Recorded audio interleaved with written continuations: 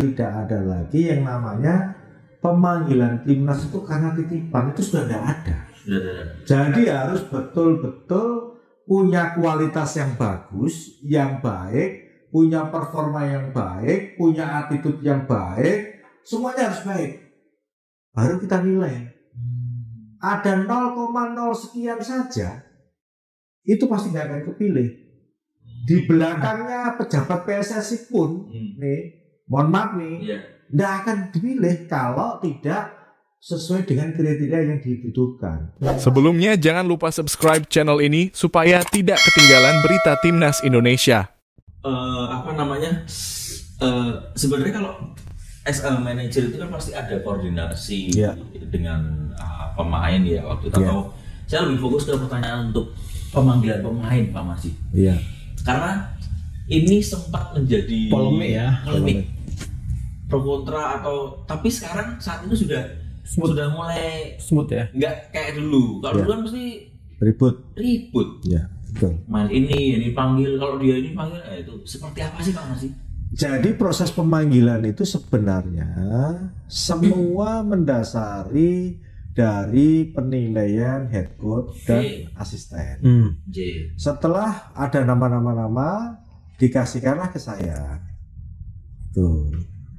Nah, dikasihkan ke saya bagian manggil ke klub-klub, baik klub yang ada di dalam maupun yang ada di luar. Tetapi memang ada case yang sesuatu hal yang ya tanda kutip yang memang menjadi perdebatan. Contoh memang pemanggilan yang di luar kalender FIFA itu selalu jadi problem. Nah, maka setelah kejadian beberapa kali problem, saya mendekatkan diri kepada teman-teman klub sebelum dipanggil itu jauh-jauh hari.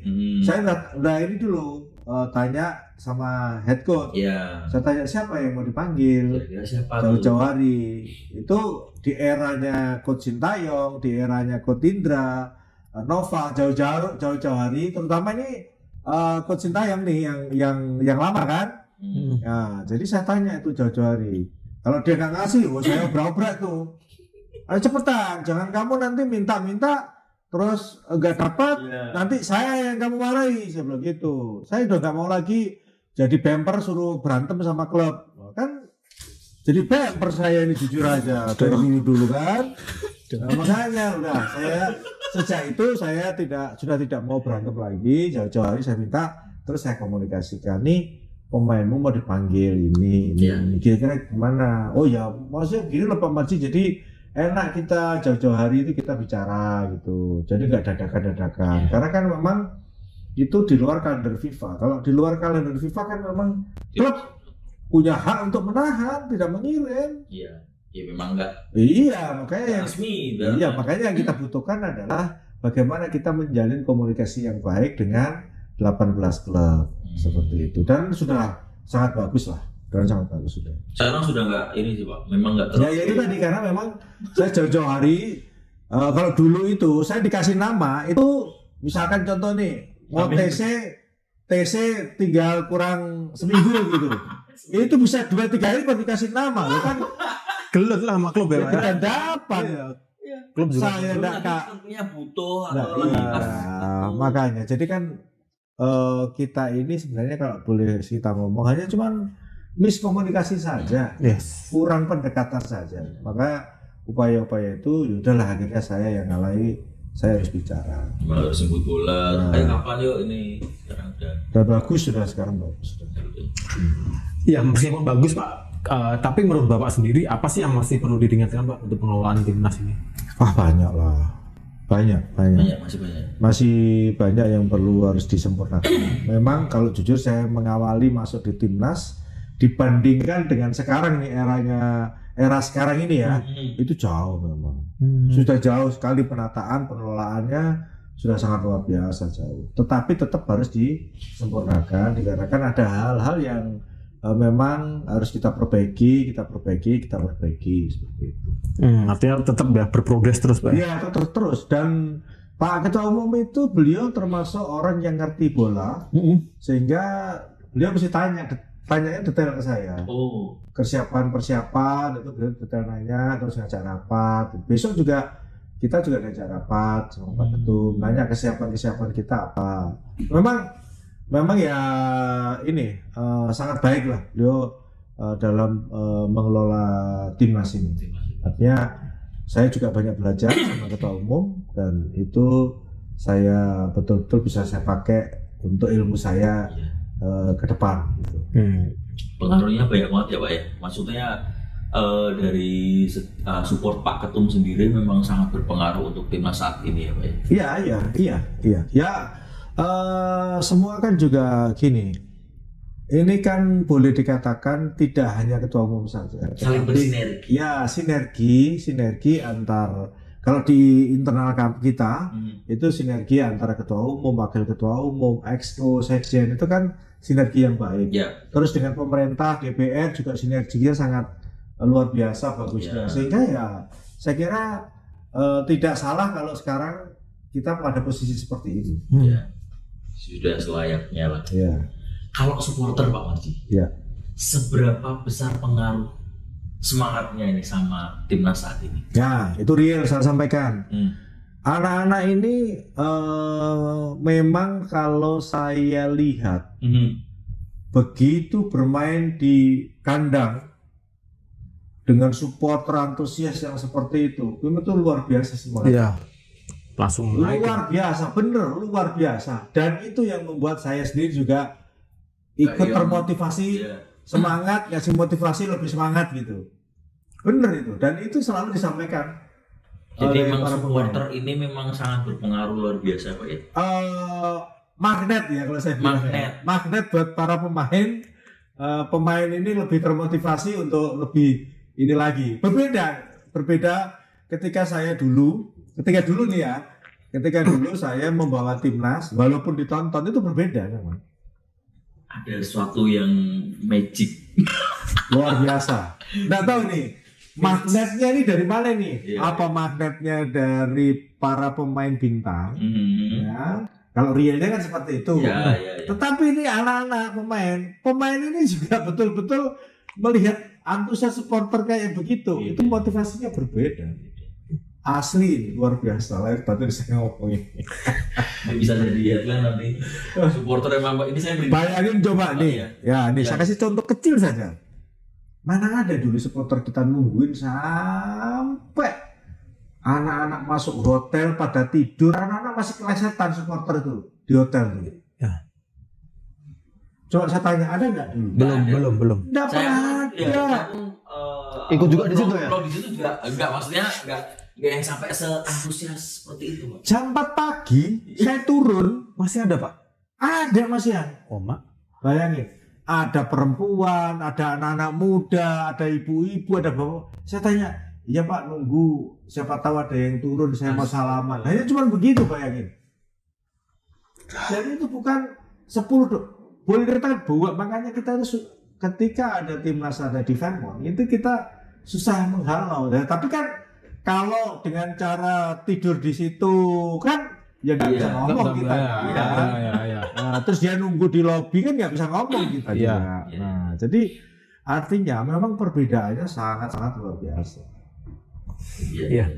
Ya memang apa ya fans yang ya bisa dibilang akhir-akhir ini bilang FOMO itu kan. Ya. Memang nyata adanya Pak. Ya memang itu mohon maaf loh ya, bukan suruhan loh ya.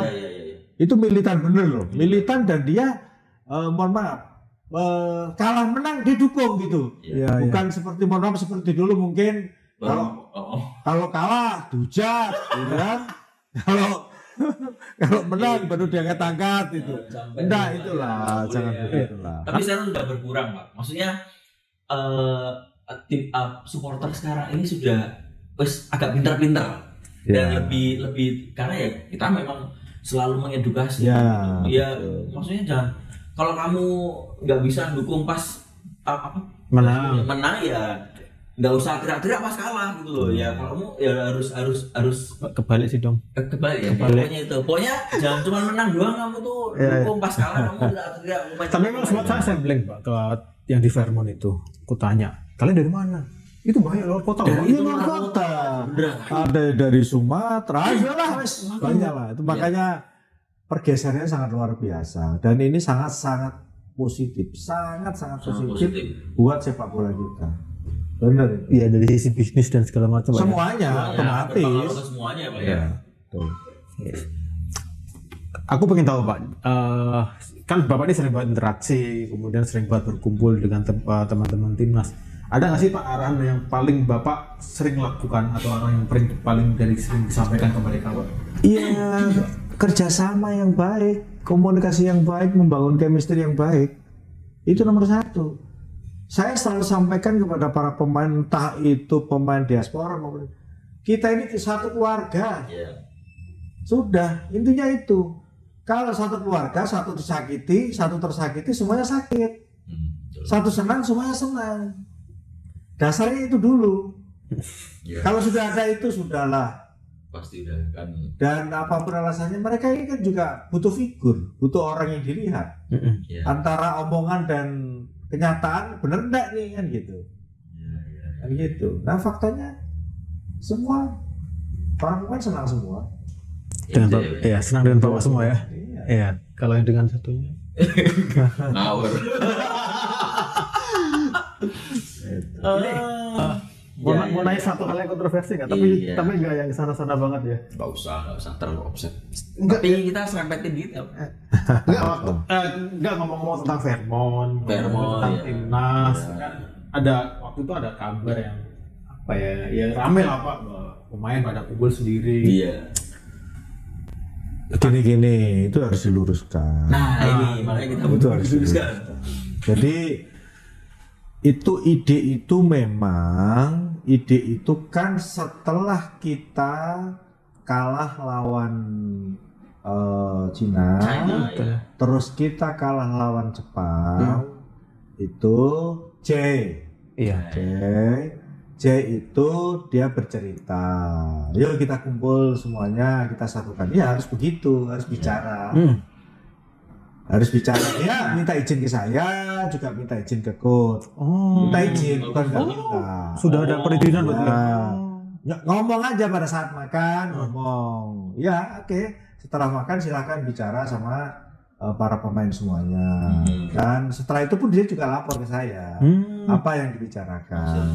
Yang Rido juga lapor ke saya. Kan kita ini kan ada yang Jay, ada Rido, ada Asnawi juga lapor ke saya. Jadi sebenarnya kaitannya dengan soal pemain bicara dari hati ke hati itu kan sudah biasa kita terapkan. Iya. Dan saya di Bayangkara pun juga sama.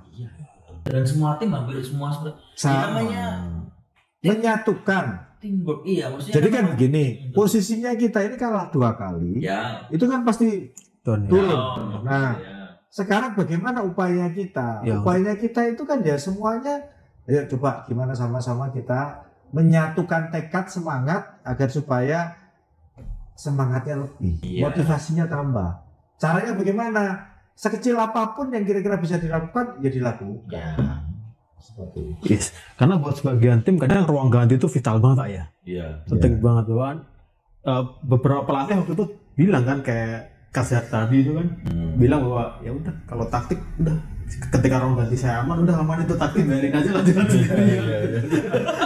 Ya mungkin itu tadi salah satu langkah yang memang membuat ruang ganti itu menjadi aman, menjadi kompak gitu. Ya. Itu dong. Kok takut dong? Iya. Kok terus takut dong? Ya, deg-degan. Enggak lah, kalau saya sih sampaikan apa adanya. Kalau itu kan kadang media ini memang itu kan minyaknya kebanyakan Pak. Itu kan waktu itu kan di Fairmont. Jadi habis makan minta izinnya ya silakan. Ya dipastikan bahwa memang udah berizin gitu loh. Iya ya. Sebenarnya bukan hal yang apa ya? Kayak yang rame-rame gitu biasa menyatukan persepsi, menyamakan persepsi, tekad, semangat, apa sih sebenarnya kurangnya, biasa. Dan hasilnya juga efektif, nyatanya langsung menang kan gitu lawan Arab Saudi. Semuanya termotivasi kan. Iya. Kan gak ada yang ngira juga kita bisa ngalahin Arab Saudi Pak ya. Ya, tetapi kan kalau kita lihat supporter seperti itu ya jangan disalahkan doh, supporter itu luar biasa itu supportnya. Itu yang membuat para pemain itu betul-betul fight, bener itu. Itu juga jangan disalahin. Para ini apa namanya diaspora itu komentarnya gimana Pak? Sama pemain, sama supporter yang kan dia datang pertama ternyata supporter Indonesia seperti ini. Ataukah itu memang waktu sudah saya potong. Intinya bahwa para ini adik-adik saya itu dan anak kita itu yang diaspora itu dia sangat tertarik ke timnas Indonesia. Salah satu adalah supporter yang luar biasa. Jadi salah satu di antaranya supporternya luar biasa. Iya sih, manusia mana atau pemain mana yang enggak semangat di klubnya sendiri pun belum tentu dapat support effort itu. Itu yang terjadi. Sama kan dulu ada teman saya juga suka gitar gitu dia. di stadion juga Pak. Tanah air itu Pak, nyanyi anthem ini krusial juga Pak setelah tandingan. Saya beberapa kali lihat Bapak sampai ya terharu banget gitu nyanyi. Tergurang. Sampai yang apa ya? Bahkan itu jadi satu momen yang ditunggu-tunggu juga Pak. Ya, supporter tuh sekarang selalu menunggu Pak. Bahkan ketika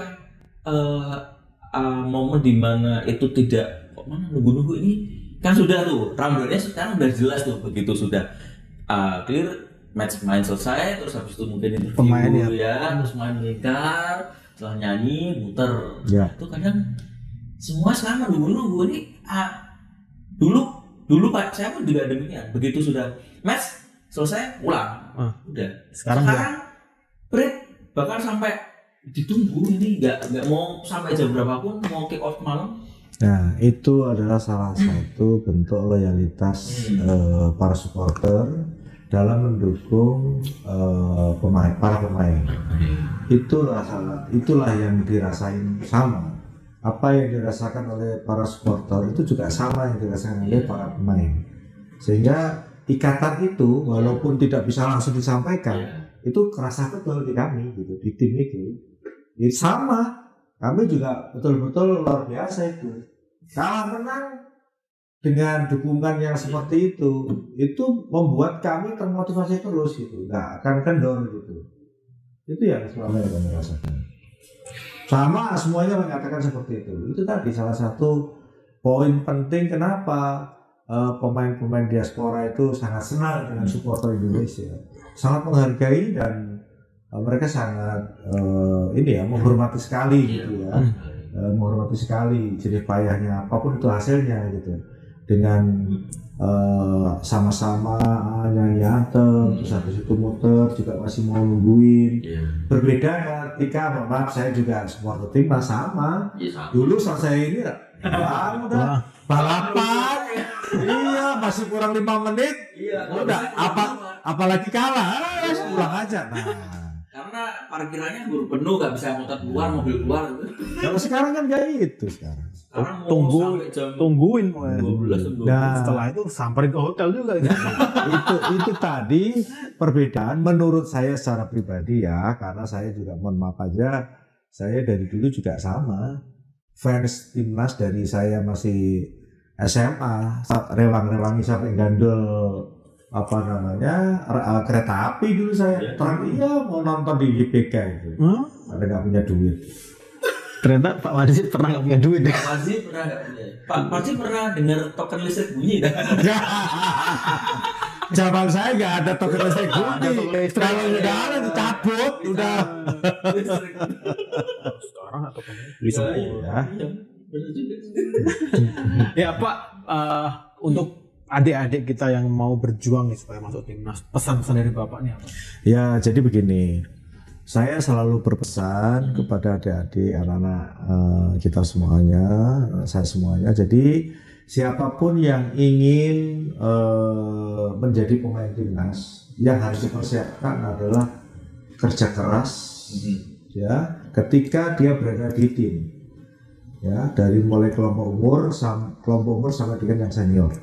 Semua harus mempersiapkan itu dengan baik. Nggak bisa ujuk-ujuk terus bisa dipanggil timnas, itu nonsense, nggak akan bisa. Karena apa? Sekarang ini sudah tidak ada lagi yang namanya pemanggilan timnas itu karena titipan itu sudah tidak ada. Jadi harus betul-betul punya kualitas yang bagus, yang baik, punya performa yang baik, punya attitude yang baik, semuanya harus baik. Baru kita nilai. Ada 0,0 sekian saja, itu pasti nggak akan kepilih. Di belakangnya pejabat PSSI pun, nih, mohon maaf nih, nggak akan dipilih kalau tidak sesuai dengan kriteria yang dibutuhkan. Jadi masing-masing head coach dan para asisten itu kan dia sudah punya kriteria pada masing-masing posisi itu, sehingga dia tahu, oh saya butuh pemain dengan karakter seperti ini, tingginya sekian, kualitasnya seperti ini, larinya seperti ini, balik badannya seperti ini. Detail semua mereka sudah punya. Jadi sekarang ini sudah nggak bisa lagi kayak dulu. Kalau dulu mungkin saya ada istilah dulu titipan, nggak ada cerita itu sekarang. Nggak ada cerita. Coba lihat aja pemain timnas, bongkar. Kenapa? Karena pada saat mereka TC tidak sesuai dengan perform yang diinginkan oleh tim pelatih, ya dicoret. Berbeda dengan klub kan, karena sudah kontrak. Mau nggak mau, ya sudah. Kalau kamu nggak perform, ya kamu duduk aja situ. Sampai kan kontrak gitu. habis ya. Sampai kontrakmu habis. Kalau kamu nggak malu, kan gitu. Tapi kalau di timnas nggak bisa. Nggak bisa. Berarti benar memang saat ini bisa dipastikan untuk pemain titipan tuh nggak ada Mas ya. Saya garansi nggak ada. Mulai dari U17, U19, U19 20, 23, apalagi senior ya malah nggak ada.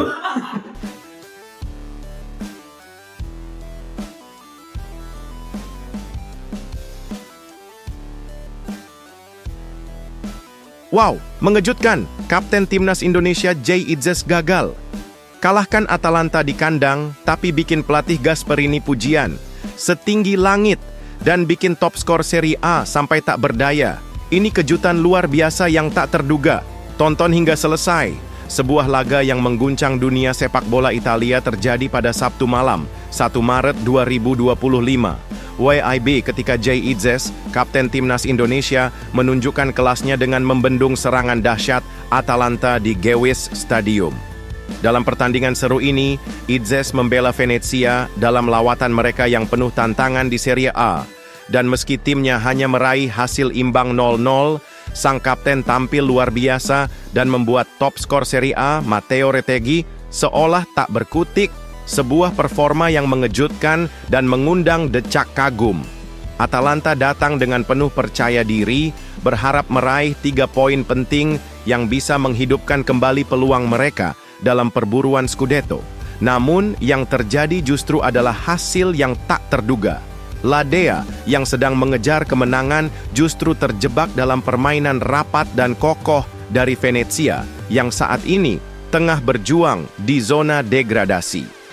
Idzes, yang memimpin tim sebagai kapten, bermain gemilang sepanjang 90 menit dan berhasil membuat Retegui, sang mesin gol Italia dengan 21 gol, merasa frustrasi tanpa bisa berbuat banyak.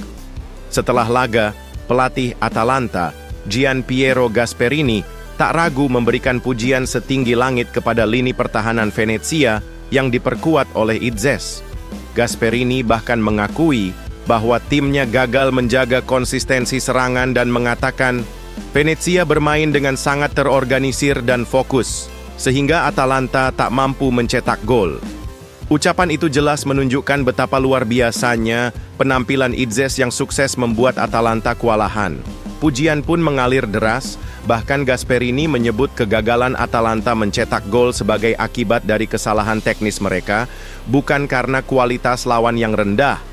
Sementara itu, setelah menarik keluar Retegui di menit ke-73, Gasperini mengungkapkan keputusan tersebut karena ingin mencoba strategi baru, namun sayangnya serangan Atalanta tetap tumpul.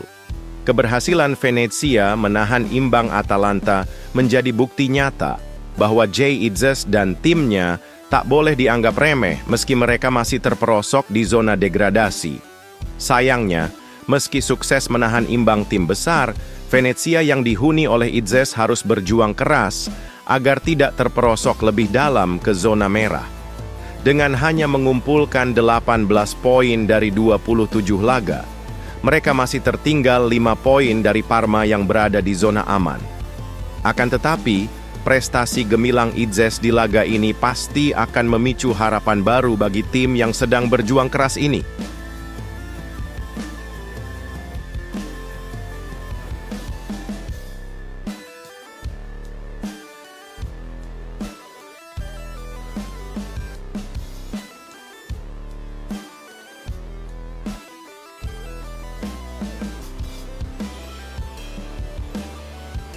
Ini baru mantap, bukan kaleng-kaleng akhirnya gol debut oleh Romeni di Oxford United yang bikin heboh. Tapi timnya kembali kalah dramatis 2-3 dari Coventry City. Namun ada kejutan yang tak terduga. Apa itu? Simak penjelasan detailnya hingga selesai. Sebuah laga luar biasa dengan penuh drama terjadi di Kassam Stadium pada Sabtu, 3 Januari 2025, di mana Oxford United dipaksa menerima kekalahan lagi, kali ini dengan skor 2-3 dari Coventry City. Pertandingan pekan ke-36, divisi Championship Inggris ini dimulai dengan gemilangnya gol cepat dari Jack Rudoni yang berhasil menyundul bola ke gawang Oxford hanya dalam waktu 7 menit.